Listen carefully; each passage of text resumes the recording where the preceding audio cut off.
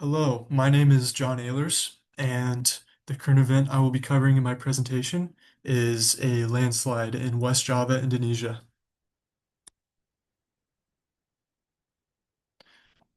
So, as a brief overview of the landslide, it occurred in West Bandung Regency in the state of West Java, Indonesia.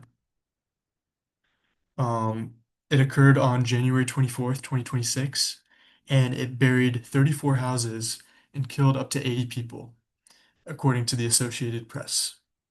The 250-person search team collected the remains of the victims, and if you look to the right, you can see the aftermath of this devastating landslide. So the scientific context of the event is it falls under the category of geological hazards, in specific a landslide. Um, it relates to the environmental science concept of mass wasting, and also the impacts of environmental degradation due to land conversion for development. And in this particular landslide, land conversion in the area violated land use rules in the North Bandung area. So there was certainly human causes to this landslide. So Indonesia is susceptible to landslides induced by both earthquakes and rainfall. An average of 32 casualties per landslide occur for landslides in Indonesia. And these landslides are um, cause severe economic damages in the areas where they occur. So maps of hazard distributions for precipitation landslides in the different provinces of Indonesia are displayed in the study. And if we look at the map, at the island of Java is where the this particular landslide occurred. So you can see the various regions of Indonesia and where landslides are most likely to occur.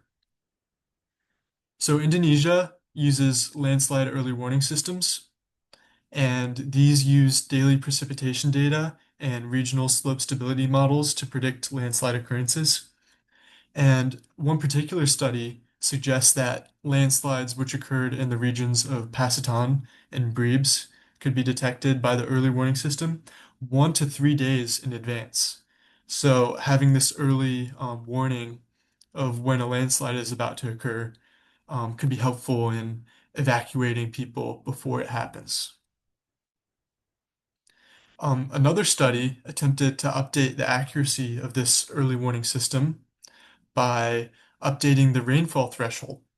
So this study analyzed 420 landslide events and the rainfall which preceded them. And the results of the study is that it suggested that the minimum value of rainfall that induces major landslides should be used as like a metric for determining when a landslide is about to occur. I also want to briefly touch upon landslide disaster mitigation in Indonesia. Between 2014 and 2019, 2,766 landslides occurred, with a death toll of 662. So, what this means is that landslides in Indonesia have a very high mortality associated with them.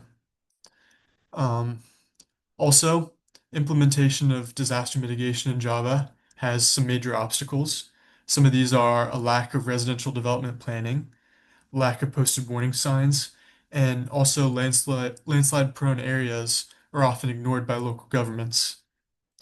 Also, community preparedness for these landslides diminishes over time.